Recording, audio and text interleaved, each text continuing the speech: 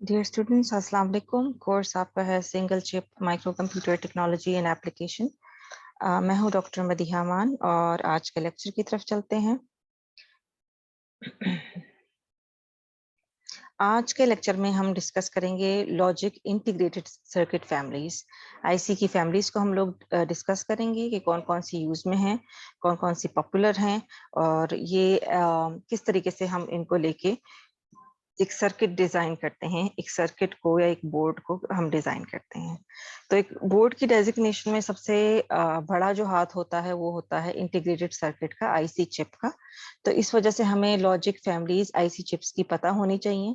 उसके अकॉर्डिंगली फिर जो हमारे रिक्वायरमेंट होगी सर्किट डिजाइन की, उस हिसाब से हम चूज करेंगे कि हम अपने सर्किट डिजाइन में किस लॉजिक फैमिलीज की आईसीज जो हैं, इंटीग्रेटेड सर्किट चिप्स जो हैं, वो डिप्लॉय करना चाहते हैं। इंटीग्रेटेड सर्किट्स को डिस्कस कर लेते हैं। चिप क्या चीज है आपके पास? असल में एक सिलिकॉन सेमीकंडक्टर क्रिस्टल है जिसके अंदर इलेक्ट्रॉनिक कंपोनेंट्स होते हैं। किस पर्पस के लिए? ताकि हम डिजिटल गेट्स को कंस्ट्रक्ट कर सकें। अब हम लोग का मेन इसमें फोकस ये होता है कि हमने डिजिटल गेट्स को कंस्ट्रक्ट करना होता है। गेट्स हम पहले ही पिछले लेक्चर्स में डिस्कस कर चुके हैं। एंड गेट है, और गेट है, नॉर गेट है। हम उनको सिंबल्स के साथ भी डिस्कस कर चुके हैं। हम उनकी मिनिमाइजेशन भी डिस्कस कर चुके हैं। हम कैसे इनको मिन टर्म्स और मैक्स टर्म्स में लेके चलेंगे वो भी डिस्कस कर चुके हैं। इनके सिंबल्स भी डिस्कस कर चुके हैं। अब ये जो सारी चीजें हैं, ये हम कंस्ट्रक्ट कैसे करेंगे एक इंटीग्रेटेड सर्किट के सर्किट को या उसको? तो उसमें हम देखेंगे कि हमें कितना कॉम्प्लेक्स सर्किट चाहिए। हमारे कॉम्प्लेक्सिटी लेवल के ऊपर डिपेंड करता है कि हमने अपने सर्किट के अंदर कितने डिवाइसेस को इंक्लूड करना है। ठीक है। सबसे छोटा इसमें हमारे पास होता है एसएसआई, जो कि है स्मॉल स्केल इंटीग्रेशन डिवाइसेस। इसमें सबसे कम और सबसे मिनिमम डिवाइसेस हम लोग इंटीग्रेट करते हैं। मतलब गेट्स और बैटरीज और ये चीजें सारी, जिसका एंड प्रोडक्ट हमारे पास एक सर्किट होता है। उससे जो फिर थोड़ा सा बड़ा उस आता है, तो हमारे पास आता है एमएसआई, जो कि है मीडियम स्केल इंटीग्रेशन। तो उस सर्किट पे हम लोग क्या करते हैं कि स्मॉल स्केल इंटीग्रेशन के मुकाबले में उसमें ज्यादा डिवाइसेस को हम इंटीग्रेट का मतलब होता है उसमें सर्किट के ऊपर एम्बेड करना या सर्किट पे डालना। फिर इससे बड़ा हमारे पास होता है एलएसआई, जो लार्ज स्केल इंटीग्रेशन डिवाइसेस हैं। जाहिर है मीडियम से ज्यादा डिवाइसेस डालेंगे तो वो लार्ज स्केल इंटीग्रेशन डिवाइसेस की कैटेगरी में आएगा। और सबसे बड़ा जो हमारे पास सर्किट डिजाइन होता है उसको हम कहते हैं वीएलएसआई, यानी वेरी लार्ज स्केल इंटीग्रेशन। इसमें गेट्स, जैसे for example hundreds and thousands of gates होते हैं, millions and millions of transistors होते हैं। तो डिपेंड करता है कि आप जो अपना सर्किट डिजाइन कर रहे हैं उसमें कॉम्प्लेक्सिटी की रिक्वायरमेंट क्या है।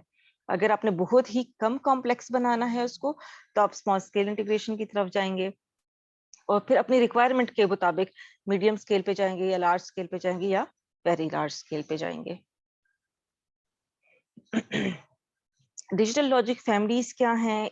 हर एक फैमिली का अपना एक बेसिक इलेक्ट्रॉनिक सर्किट होता है जिसका नाम उसके इलेक्ट्रॉनिक कंपोनेंट्स को मद्देनजर रखते हुए रखा जाता है, जो उसमें यूज होते हैं। ठीक है।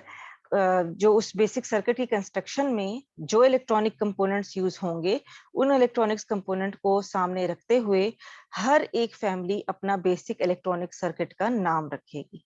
ठीक है। बेसिक सर्किट जो हर एक फैमिली में होता है वो या नैंड गेट पे बेस होता है या नॉर पे होता है। हमने पिछले लेक्चर में नैंड गेट भी डिस्कस किया था, नॉर गेट भी डिस्कस किया था। नैंड गेट क्या होता है? आपके पास एंड गेट को अगर कॉम्प्लीमेंट करते हैं तो नैंड गेट बन जाता है, और गेट को अगर कॉम्प्लीमेंट कर दें, इन्वर्टर इंक्लूड कर दें, तो वो नॉर गेट बन जाता है। तो चाहे कोई भी लॉजिक फैमिली हो, उसका जो बेसिक सर्किट है वो या नैंड होगा या वो नॉर होगा। अब पॉपुलर फैमिलीज कौन कौन सी हैं जिनके नाम उस अकॉर्डिंग रखे गए हैं कि जिस तरीके से उनको डेवलप किया गया है।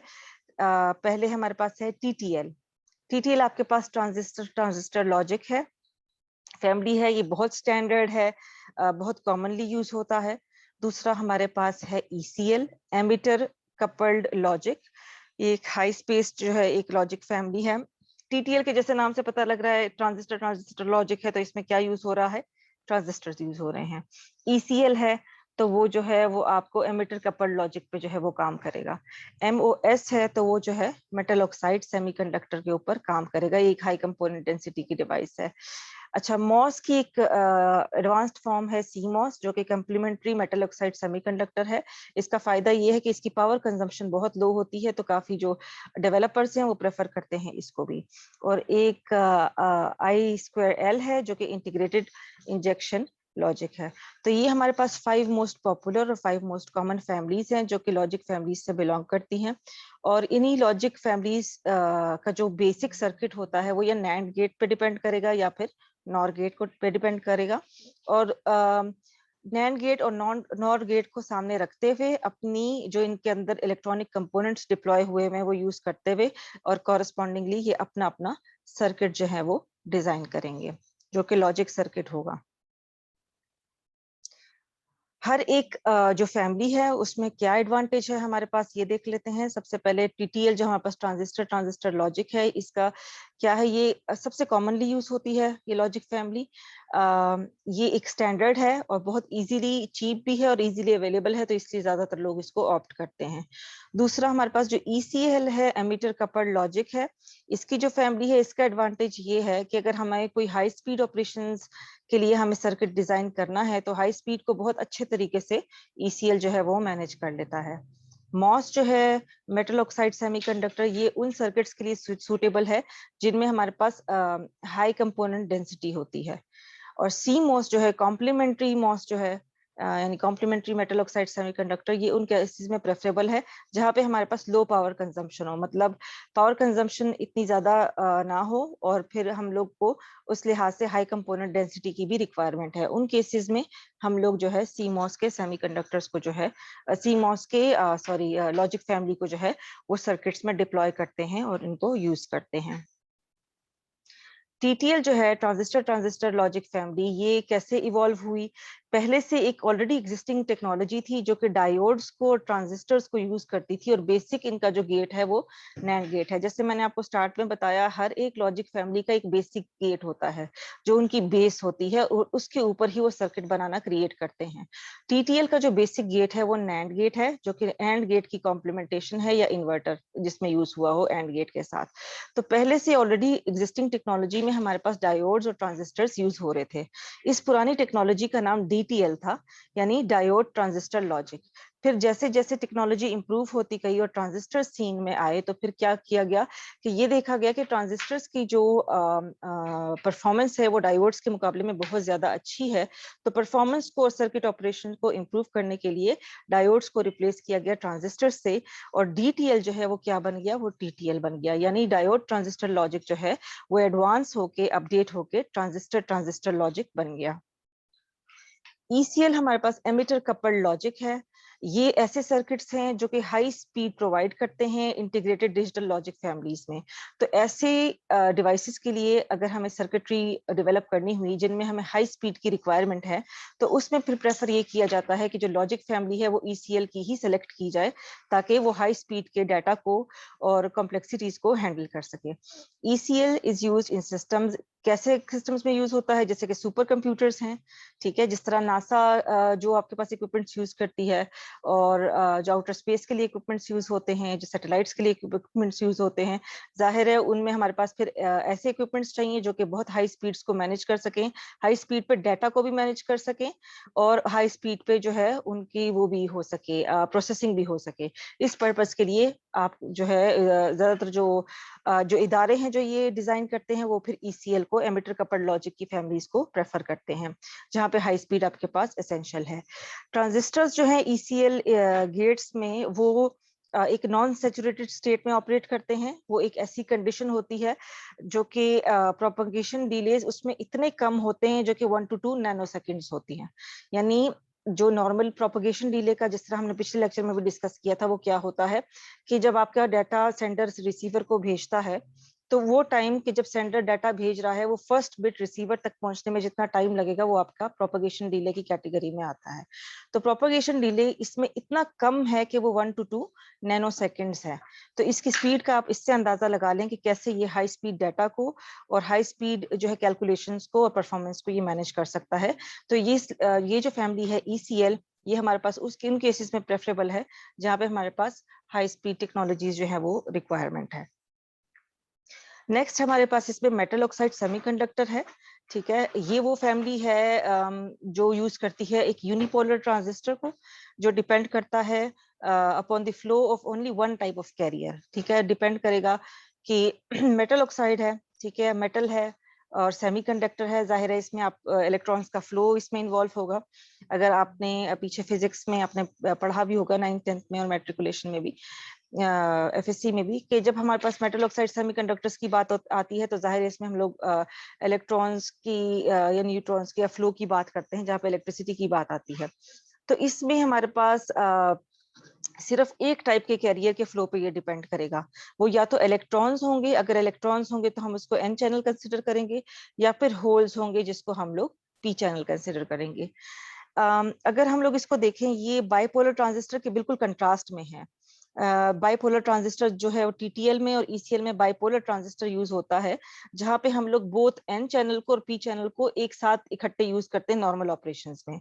बट मॉस में क्या होता है कि वो एन चैनल और पी चैनल को इकट्ठे यूज नहीं करेगा, वो एट अ टाइम एक चीज को यूज करेगा। जब एट अ टाइम एक चीज को यूज करेगा तो इस हिसाब से ही उसकी डेजिग्नेशन होनी चाहिए, यानी कि अगर पी चैनल मॉस यूज हो रहा है तो हम कहेंगे या इसको रेफर करेंगे कि ये क्या है, ये पी मॉस है। और अगर एन चैनल मॉस यूज हो रहा है तो हम इसको कहेंगे कि ये क्या है, ये एन मॉस है। एन मॉस जो है वो पी मॉस के मुकाबले में बहुत ज्यादा कॉमनली यूज होता है, और ये एक टाइप है मॉस ट्रांजिस्टर की। जिस तरह पी मॉस है इस तरह एन मॉस है, लेकिन ज्यादा पॉपुलर कौन सा है इसमें, एन मॉस है। एन चैनल जो है वो यूज होता है, जिसमें हमारे पास कैरियर्स क्या होते हैं, इलेक्ट्रॉन्स होते हैं। इसके बाद जो है हमारे पास क्या है, सीमॉस है, जो कि complementary metal oxide semiconductor technology है। अब इसके नाम से पता लग रहा है ये क्या करेगा, ये कॉम्प्लीमेंट्री मेटल ऑक्साइड सेमीकंडक्टर है। अब क्या होगा, ये यूज करेगा वन पीमॉस को और वन एनमॉस ट्रांजिस्टर को। ठीक है, ये क्या करेगा, अपने सर्किट में एक पीमॉस को और एक एनमॉस को जो है वो यूज करेगा कॉम्प्लीमेंट्री फैशन में, ताकि जो है वो तमाम सर्किट्स में जो है इसको इन्वॉल्व किया जा सके। अच्छा जी, और इसका एडवांटेज क्या है, दी मॉस का बाइपोलर ट्रांजिस्टर स्पेस का एडवांटेज क्या है कि इसकी जो पैकिंग डेंसिटी होती है सर्किट्स की वो बहुत हाई होती है। ठीक है, प्रोसेसिंग टेक्निक इनका बहुत सिंपल है। जब फैब्रिकेशन होती है, जब बनता है ये सर्किट, और इसका जो ऑपरेशन है वो ज्यादा इकोनॉमिकल है, चीप पड़ता है। और क्यों चीप पड़ता है, क्योंकि इसमें जो है पावर कंजम्पशन आपकी बहुत ज्यादा कम होती है, बहुत लो पावर कंजम्पशन होती है। अच्छा, अब इन ये जो हमने लॉजिक फैमिलीज 4-5 डिस्कस की हैं, अब इनके कैरेक्टरिस्टिक्स पे आ जाते हैं। इनके कुछ सर्टेन कैरेक्टरिस्टिक्स होते हैं जिनको हम कुछ पैरामीटर्स से डिफाइन करते हैं, तो हम लोग ये पैरामीटर्स अभी अब डिस्कस करेंगे। इनमें से शायद कुछ पैरामीटर्स आपको पहले से पता होंगे, जो कि हम स्टार्ट के लेक्चर्स में 1 2 3 4 की तरफ जब अगर आप जाएंगे तो हमने कुछ चीजें, जब हम स्टार्ट के सर्किट्स पढ़ रहे थे तो उसमें भी हमने इसको डिस्कस किया था, जब हम माइक्रो प्रोसेसर्स को, माइक्रो कंट्रोलर्स को डिस्कस कर रहे थे। आपके पास क्या क्या पैरामीटर्स हैं, आपके पास फैन इन का पैरामीटर है, जो कि क्या है, the number of inputs available on a gate. एक गेट के जितने भी इनपुट्स होंगे वो हमारे पास फैन इन है। फॉर एग्जांपल, अगर कोई लॉजिक सर्किट है ये, और इसके अंदर एक गेट है कोई, सपोज ये हमने एंड गेट है इसके अंदर।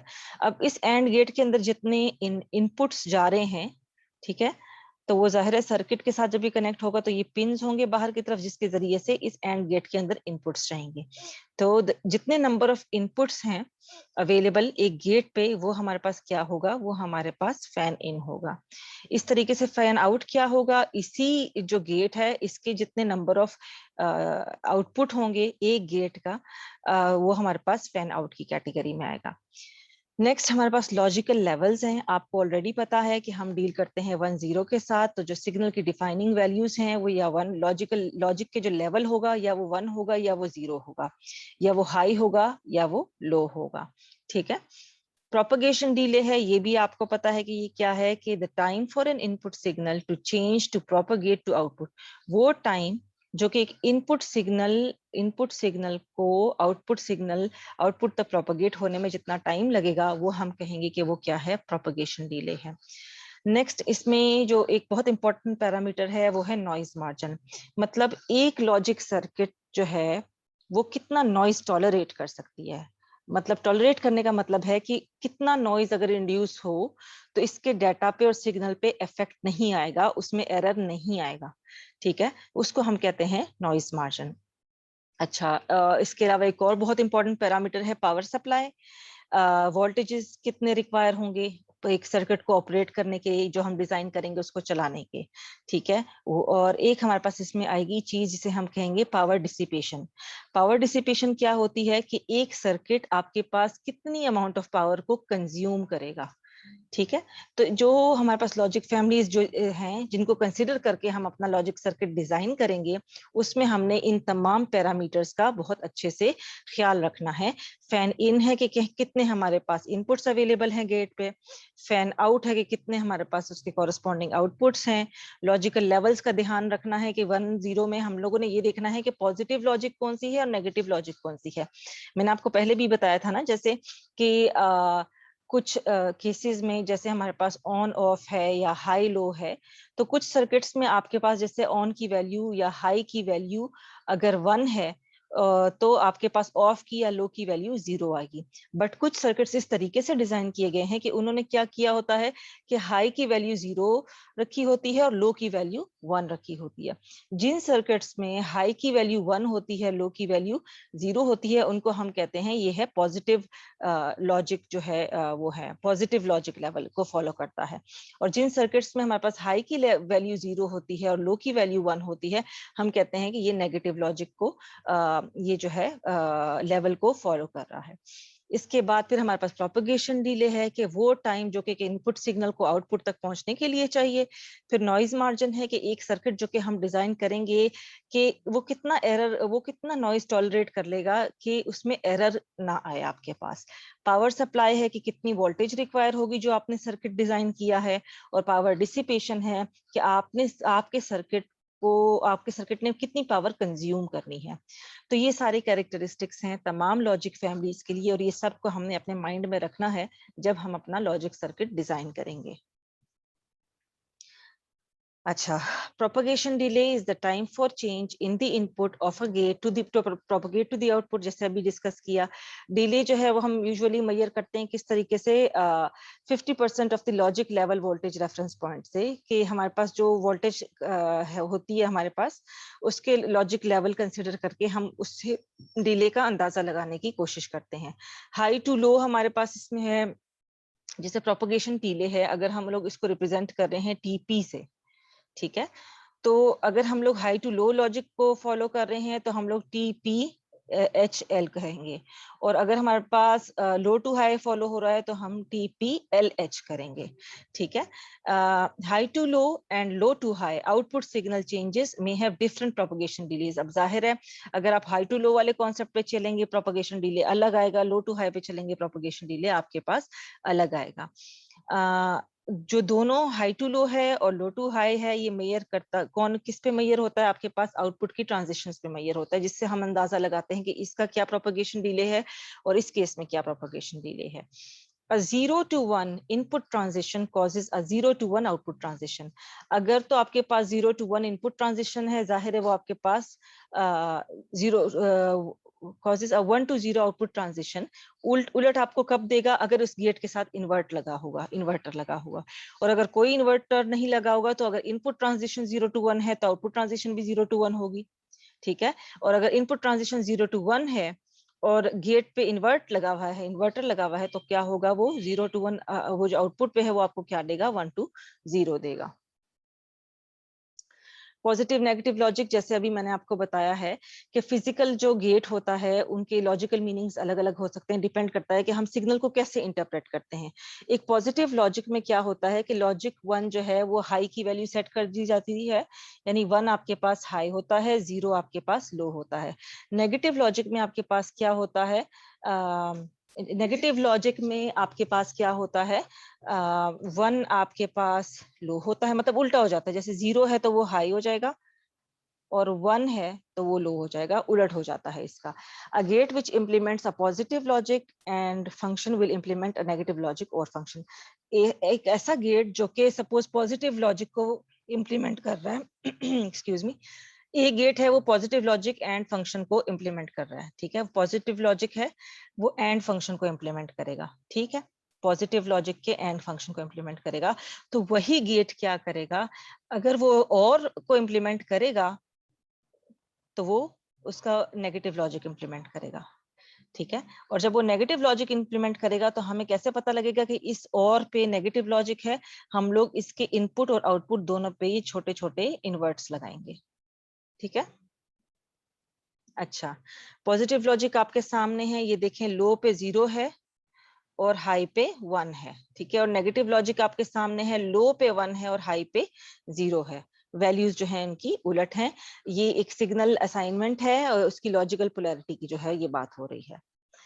अच्छा, पॉजिटिव और नेगेटिव लॉजिक में जैसे अगर हमारे पास एक जनरल ये सिग्नल टेबल गिवन है, हम देख रहे हैं कि लो लो का आंसर लो है, लो हाई हाई है, हाई लो हाई है और हाई हाई हाई है। इसका मतलब ये है कि फॉर एग्जाम्पल अगर आपके पास इस टेबल को हम देखें और हम लोग पॉजिटिव लॉजिक को अगर हम लोग फॉलो करें तो पॉजिटिव लॉजिक में H1 है, L0 है, तो 0 0 0 हो जाएगा, यानी L L L जो ये है LHH है, मतलब कोई भी एक 1 हो गया तो आंसर आपका 1 आएगा। तो इसका मतलब ये है कि ये हमारे पास क्या कौन सी लॉजिक फॉलो हो रही है, और लॉजिक फॉलो हो रही है, यानी ये आपके पास पॉजिटिव लॉजिक में आपका और हो रहा है, और नेगेटिव लॉजिक में आप देखेंगे कि आपका एंड हो रहा है, क्योंकि 1 सिर्फ तब कब आ रहा है कि जब हमारे पास 1 1 1 हो रहा है। 1 0 0 हो जाएगा, 0 1 0 हो जाएगा, 0 0 0 हो जाएगा। तो ये बस आपने पॉजिटिव और नेगेटिव लॉजिक का आपने ध्यान में रखना है कि जब आप सर्किट डिजाइन करेंगे तो आपने अपने गेट्स की जो गेट्स की जो पोलैरिटी है वो आपने कैसे रखनी है, ये आप पे डिपेंड करता है। अगर हम इसको रीअरेंज, ये भी वही सारी बात है कि अगर हम रीअरेंज करके देखें तो जैसे मैंने आपको बताया, जैसे ये पॉजिटिव लॉजिक है तो ये और के उसको फॉलो कर रही है कॉन्सेप्ट को, और अगर ये नेगेटिव लॉजिक है तो ये एंड के कॉन्सेप्ट को फॉलो कर रही है। लॉजिकल कन्वेंशंस देख लेते हैं, सिंबल्स हम देख लेते हैं। जैसे हमारे पास एक लॉजिक सर्किट है तो इसका सिंबल हमारे पास क्या होता है कि एक स्क्वायर के अंदर CKT, जिसका मतलब होता है सर्किट, XY रिप्रेजेंट करता है इसका इनपुट, और Z जो है इसका रिप्रेजेंट करता है आउटपुट। ये जो है हमारे पास ये आपका जो ये ट्रूथ टेबल है ये पोलैरिटी बताता है कि आपने पॉजिटिव लॉजिक फॉलो की है या नेगेटिव लॉजिक फॉलो की है। याद रखें, अगर जैसे इस ट्रूथ टेबल में आपको नजर आ रहा है ना कि लो लो एक भी हाई हो रहा है तो आंसर हाई है, इसका मतलब है ये और को फॉलो कर रहे हैं जो कि पॉजिटिव और है। तो जो गेट पॉजिटिव और इंप्लीमेंट कर रहा है, याद रखें वही गेट नेगेटिव एंड को इंप्लीमेंट करेगा। यानी इस ट्रूथ टेबल के लिए, इस लॉजिक के लिए अगर हम गेट डिजाइन करेंगे तो इससे हमें अंदाजा हुआ कि सिंस ये पॉजिटिव और है तो पॉजिटिव और का हमने ये देखें और गेट बनाया, इनपुट दिए आउटपुट दिया, ये पॉजिटिव लॉजिक है। और यही गेट अब आपके पास क्या इंप्लीमेंट करेगी, पॉजिटिव और है तो यही गेट अब नेगेटिव लॉजिक में नेगेटिव एंड इंप्लीमेंट करेगी। तो नेगेटिव एंड को शो करने के लिए हमने एंड गेट बनाया, उसमें 2 इनपुट्स दिए, एक आउटपुट दिया, और सिंस हमने नेगेशन शो करनी है कि ये नेगेटिव है तो तमाम इनपुट और तमाम आउटपुट पे हमने इन्वर्टर्स लगा दिए ताकि ये नेगेटिव लॉजिक को आपके सामने शो करें। ये आपके सामने जी वही चीज रिपीट हो रही है, ट्रूथ टेबल है हाई लो के साथ। अब देखें आपके पास ये एक ट्रूथ टेबल है हाई लो के साथ, और ये आपके पास गेट की ब्लॉक डायग्राम है जो इस तरीके की होती है। ये आपके पास पॉजिटिव लॉजिक का ट्रूथ टेबल है, पॉजिटिव लॉजिक का ट्रूथ टेबल है जो कि आपके पास पॉजिटिव एंड को फॉलो कर रहा है। ये देखें आपके पास 0 0 0 हो गया, 0 1 0 हो गया। जब 0 1 0 हो गया ये आप समझ जाए कि यहाँ पे और नहीं, यहाँ पे अब क्या चल रहा है, एंड चल रहा है। तो ये एंड है, और सिंस ये पॉजिटिव में जा रहा है तो दोनों वैल्यूज इसकी इनपुट की पॉजिटिव हैं और आउटपुट की भी पॉजिटिव है। अब देखें पीछे हमने क्या किया था, पॉजिटिव और इंप्लीमेंट किया था जिसने फिर आगे नेगेटिव एंड इंप्लीमेंट किया। लेकिन अब यहाँ पे देखें ये और नहीं है, ये एंड है, पॉजिटिव एंड इंप्लीमेंट हो रहा है, इसका मतलब है अब और क्या इंप्लीमेंट होगा, नेगेटिव और इंप्लीमेंट होगा। तो ये उलट हो जाता है। अगर आप एंड की लॉजिक पॉजिटिव में इंप्लीमेंट हो रही है तो वही गेट और की लॉजिक नेगेटिव में इंप्लीमेंट करेगा, और अगर और की लॉजिक पॉजिटिव में इंप्लीमेंट हो रही है तो वही गेट एंड की लॉजिक नेगेटिव में इंप्लीमेंट करेगा। तो देखें बिल्कुल उससे अलग होके अब अगर हम नेगेटिव लॉजिक की तरफ जाते हैं तो ये देखें ये अब और बन गया, और में ये बताने के लिए कि ये आपके पास नेगेटिव लॉजिक को फॉलो कर रहा है तो आप x और y जो कि इनपुट्स हैं इन पे भी इन्वर्टर्स लगा दिए हैं और इसके आउटपुट पे भी इन्वर्टर्स जो है वो लगा दिए हैं। आई होप कि आपको अच्छे से पॉजिटिव और नेगेटिव लॉजिक की समझ आ गई होगी। आगे मेन लेक्चर हमारा यहाँ पे एंड हो जाता है। आगे जस्ट एक सर्किट की एग्जांपल्स हैं कि कैसे आप एक सर्किट पे मुख्तलिफ गेट्स को, ट्रांजिस्टर्स को और चीज़ों को इंटीग्रेट करके असेंबल करके मुख्तलिफ बनाते हैं। तो ये एग्जांपल्स हैं, 2-3 तस्वीरें हैं। ये ट्रांजिस्टर लॉजिक है। इसमें पहला सर्किट जो आपको नजर आ रहा है ये 7404 हेक्स इन्वर्टर्स का सर्किट है।